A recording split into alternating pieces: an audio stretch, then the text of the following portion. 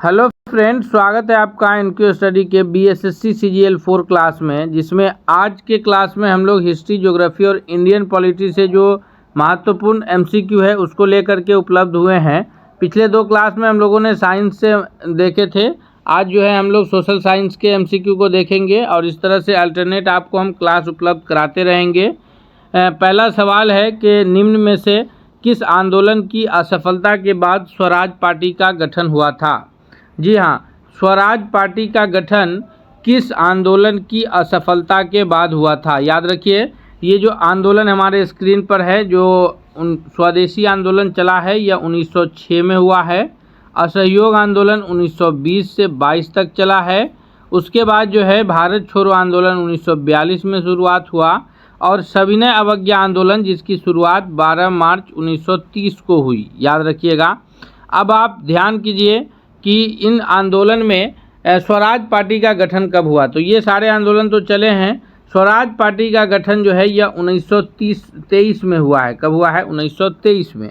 यानी कि 1922 में जो है असहयोग आंदोलन असफल हुआ। असहयोग आंदोलन 1920 से लेकर के 1922 तक चला है, जो 5 फरवरी 1922 को गांधी जी अचानक से असहयोग आंदोलन को तब वापस ले लिए जब चौरी चौरा कांड हुआ।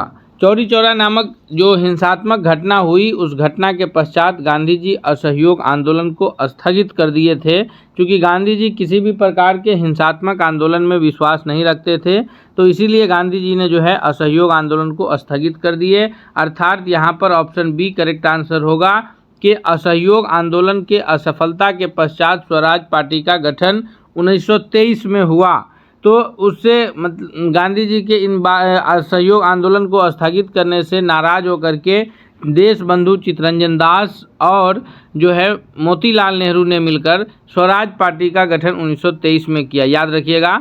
और स्वदेशी आंदोलन की अगर बात करें तो यह आंदोलन 1906 में चला, बंगाल विभाजन के विरुद्ध। असहयोग आंदोलन जो चल रहा था यह रॉलेट एक्ट के विरुद्ध, जब जलियांवाला बाग हत्याकांड की घटना हुई उसके बाद असहयोग आंदोलन चल रहा था। भारत छोड़ो आंदोलन 1942 में शुरू हुआ था और सविनय अवज्ञा आंदोलन, जिसकी शुरुआत जो है दांडी यात्रा से नमक कानून तोड़ करके हुआ, इसकी शुरुआत 1930 में हुई। हम सभी प्रश्नों को डील करते चलते हैं ताकि आपसे एक भी प्रश्न छूटे नहीं। अगले प्रश्न की ओर बढ़ते हैं। सवाल दूसरा है कि जलियांवाला बाग में प्रदर्शन के लिए लोग क्यों जमा हुए थे? जलियांवाला बाग में लोग इकट्ठा हुए थे, इसका कारण क्या था? तो जलियांवाला बाग में लोग, जो जलियांवाला बाग पंजाब के अमृतसर में स्थित है, अभी आधुनिक हम लोग का जो पंजाब है भारत का, उसके अमृतसर में स्थित जलियांवाला बाग है। 1919 में जब रॉलेट एक्ट आया था, जिसके तहत नो वकील, नो दलील, नो अपील, और किसी को भी जो है जो आंदोलन में शामिल थे उन्हें शक के बुनियाद पर गिरफ्तार किया जा सकता था और उस पर मुकदमा चलाया जा सकता था, उसको जेल में बंद किया जा सकता था। और उसी रॉलेट एक्ट के तहत जो है डॉक्टर सत्यपाल और डॉक्टर सैफुद्दीन किचलू, ये दो प्रमुख पंजाब के नेता थे जिन्हें गिरफ्तार किया गया था। उससे पहले जो है रॉलेट एक्ट के जब लागू हुआ तो गांधी जी को पंजाब में एंट्री बंद कर दिया गया था और इन दो पंजाब के जो प्रमुख नेता थे इन्हें गिरफ्तार किया गया था। इसी सब को लेकर के जो है शांतिपूर्ण सभा चल रहा था। कहाँ? तो जलियांवाला बाग में, जहाँ पर 13 अप्रैल 1919 को जो है जनरल ओ डायर की सेना ने 69 लोगों पर गोलियां चलवा दिया और हजारों लोग मारे गए थे। यहाँ ऑप्शन सी करेक्ट आंसर है कि जलियांवाला बाग में रॉलेट एक्ट तथा सैफुद्दीन और सत्यपाल की गिरफ्तारी के विरोध में प्रदर्शन करने हेतु लोग जमा हुए थे। अगले सवाल की ओर बढ़ रहे हैं। सवाल है कि गांधी इरविन समझौता कब हुआ था? गांधी और लॉर्ड इरविन के बीच समझौता कब हुआ था? दोस्तों, अभी पिछले प्रश्न में हम लोग देखे हैं कि 12 मार्च 1930 को गांधी जी साबरमती आश्रम से अपने 78 अनुयायी के साथ निकले थे और 6 अप्रैल 1930 को नमक बना करके नमक कानून तोड़े और वहीं से सविनय अवज्ञा आंदोलन की शुरुआत हो गई। तो 1930 में जब सविनय अवज्ञा आंदोलन की शुरुआत हो गई, पूरे भारत में नमक कानून के विरोध में जो है आंदोलन शुरू हुए, तो इससे और उसी साल 1930 में लंदन में गोलमेज सम्मेलन होना था और उस गोलमेज सम्मेलन जो हुआ उसमें कांग्रेस के किसी प्रतिनिधि ने हिस्सा नहीं लिया। तो फिर जो है उसके बाद 1931 में गांधी जी और लॉर्ड इरविन के बीच प्रमुख समझौता हुआ। यानी इसमें ऑप्शन ए करेक्ट आंसर हो जाएगा कि 5 मार्च 1931 को गांधी और लॉर्ड इरविन के बीच दिल्ली में समझौता हुआ, जिसको दिल्ली समझौता के नाम से भी जानते हैं। कब? 5 मार्च 1931 को महात्मा गांधी और लॉर्ड इरविन के बीच दिल्ली में समझौता हुआ था।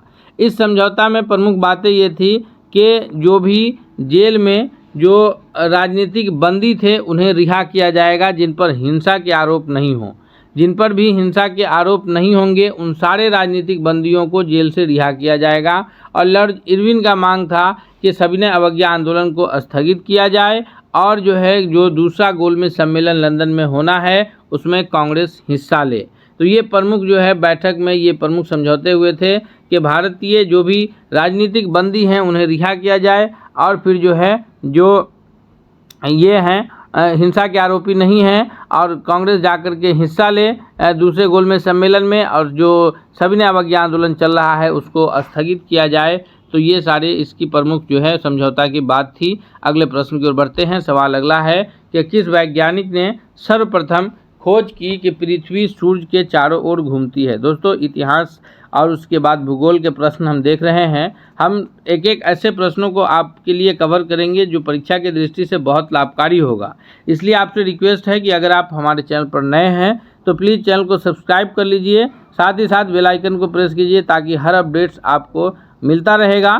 तो पृथ्वी सूर्य के चारों ओर घूमती है, यह बात सबसे पहले कोपरनिकस ने यह बात साबित किया था कि पृथ्वी सूर्य के चारों ओर चक्कर लगाती है। ऑप्शन सी इसका सबसे करेक्ट आंसर है। सवाल अगला है कि निम्नलिखित में से कौन सा सौर मंडल का भाग नहीं है?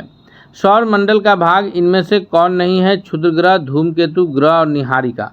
तो क्षुद्र ग्रह, धूमकेतु और ग्रह ये तीनों ये प्रमुख रूप से सौर मंडल के हिस्सा है। क्षुद्र ग्रह, धूमकेतु और ग्रह तीनों वो सौर मंडल का हिस्सा है। निहारिका सौर मंडल का हिस्सा नहीं है, अर्थात ऑप्शन डी जहां 5वां नंबर प्रश्न के लिए सबसे करेक्ट आंसर हो जाएगा। अगला सवाल है कि दक्षिणी गोलार्ध में सबसे बड़ा दिन कब होता है? याद रखिएगा, दक्षिणी गोलार्ध में सबसे बड़ा दिन पूछा जा रहा है। 4 ऑप्शंस है हमारे पास, चारों अपने अपने हिसाब से बहुत अहमियत का हामिल है। यहाँ पर अगर हम लोग पृथ्वी का थोड़ा सा ग्लोब को उठाकर देखते हैं तो जो 0 डिग्री हमारा अक्षांश है जिसको विषुवत कहते हैं, उससे नीचे का हिस्सा दक्षिणी गोलार्ध कहलाता है और ऊपर का हिस्सा उत्तरी गोलार्ध कहलाता है। यहाँ पर अगर हम लोग ऊपर में 23.5 डिग्री समांतर रेखा खींचे जो कर्क रेखा के नाम से जानी जाती है, और नीचे में अगर हम लोग 23.5 डिग्री समांतर रेखा खींचे जिसको मकर रेखा के नाम से जानते हैं, तो मकर रेखा पर जिस दिन सूरज की किरण सीधी पड़ती है उस दिन सबसे बड़ा दिन दक्षिणी गोलार्ध में होता है। और मकर रेखा पर सूरज की किरण सीधी कब पड़ती है? तो यह पड़ती है 22 दिसंबर की तिथि को। और कर्क रेखा पर सूरज की किरण कब सीधी पड़ती है? तो यह पड़ती है 22 जून की तिथि को, याद रखिएगा। अर्थात 22 दिसंबर की तिथि को दक्षिणी गोलार्ध में सबसे बड़ा दिन और सबसे छोटी रात होगी। सबसे छोटी रात होगी। और वहीं इसके विपरीत उत्तरी गोलार्ध में 22 दिसंबर की तिथि को सबसे छोटा दिन और सबसे लंबी रात होगी। तो हम लोग चूँकि भारत की पूरी स्थिति उत्तरी गोलार्ध में है, इसलिए भारत जब 22 दिसंबर की तिथि को भारत में सबसे छोटा दिन और सबसे लंबी रात होती है, और 22 जून की तिथि को भारत में सबसे बड़ा दिन और सबसे छोटी रात होती है, क्योंकि 22 जून की तिथि को उत्तरी गोलार्ध में सबसे बड़ा दिन होता है। याद रखिएगा, 22 जून की तिथि को उत्तरी गोलार्ध में सबसे बड़ा दिन और 22 दिसंबर की तिथि को दक्षिणी गोलार्ध में सबसे बड़ा दिन। और 21 मार्च और 23 सितंबर को समद्विरात्रि की स्थिति बनती है, यानी उत्तरी और दक्षिणी सभी गोलार्ध में मतलब दिन और रात बराबर होते हैं। 12 घंटे का दिन और 12 घंटा की रात होती है। ये समद्विरात्रि के नाम से जाना जाता है। कब? 21 मार्च और 23 सितंबर। क्योंकि इन दोनों तिथि को सूर्य की किरण 0 डिग्री अक्षांश यानी विषुवत वृत्त पर सीधे ही पड़ती है। अगले प्रश्न की ओर बढ़ते हैं। सवाल 6ठा के बाद 7वां है हमारे स्क्रीन पर कि कन्याकुमारी से सटी पहाड़ियाँ निम्नलिखित में से है। कन्याकुमारी से सटी पहाड़ियाँ कौन सी है? अन्नामलाई, नीलगिरी, कार्डमम और शिवराय। तो यहाँ पर कार्डमम पहाड़ियाँ यह कन्याकुमारी से सटी हुई पहाड़ियाँ हैं। कन्याकुमारी जो भारत का मुख्य भूमि से सबसे दक्षिणी नोक है जो 8 डिग्री 4 मिनट उत्तरी अक्षांश पर स्थित है। कितना? 8 डिग्री 4 मिनट उत्तरी अक्षांश पर भारत का सबसे दक्षिणी मुख्य बिंदु से, दक्षिणतम हम नहीं कह रहे हैं क्योंकि भारत का जो दक्षिणतम बिंदु है वह अंडमान निकोबार द्वीप समूह पर 6 डिग्री 4 मिनट उत्तरी अक्षांश पर स्थित है। यहाँ मुख्य भूमि की बात हो रही है कि तमिलनाडु में जो भारत का ये पोजीशन बनता है, इसको हम लोग कन्याकुमारी जो जगह है यहाँ, ये तमिलनाडु का 8 डिग्री 4 मिनट उत्तरी अक्षांश की बात हो रही है। ये यहाँ पर जो है यह कार्डमम पहाड़ी यहाँ पर सटी हुई है। अगले प्रश्नों की ओर बढ़ते हैं। सवाल अगला है कि सतलज और काली नदी के बीच स्थित हिमालय के भाग को किस नाम से जानते हैं? सतलज और काली नदी के बीच जो हिमालय का हिस्सा स्थित है उसको कुमायूं हिमालय, सतलज और काली नदी के बीच जो हिमालय का हिस्सा स्थित है उसको कुमायूं हिमालय के नाम से जानेंगे। सवाल अगला है दोस्तों कि दक्षिण अमेरिका में मध्य अक्षांशीय घास के मैदान को किस नाम से जाना जाता है? दक्षिण अमेरिका में मध्य अक्षांशीय घास के मैदान को किस नाम से जानते हैं? तो दक्षिण अमेरिका का जो मध्य ये अक्षांशीय घास का मैदान है इसको पंपास के नाम से जानते हैं। ऑप्शन सी करेक्ट आंसर है। पंपास जो है यह किस प्रकार का घास का मैदान है? तो पंपास जो है ये समशीतोष्ण घास का मैदान है। कैसा है? समशीतोष्ण जो है घास का मैदान है। और जो अगर हम समशीतोष्ण घास के मैदान का अर्थ ये है कि यह जो है ये यहाँ पर ऐसे घास के मैदान है कि इस क्षेत्र में सालों भर गर्मी नहीं पड़ती है। जैसे उष्णकटिबंधीय जो घास के मैदान है वहाँ सालों भर गर्मी पड़ती है, लेकिन इन क्षेत्रों में सालों भर गर्मी नहीं पड़ती है।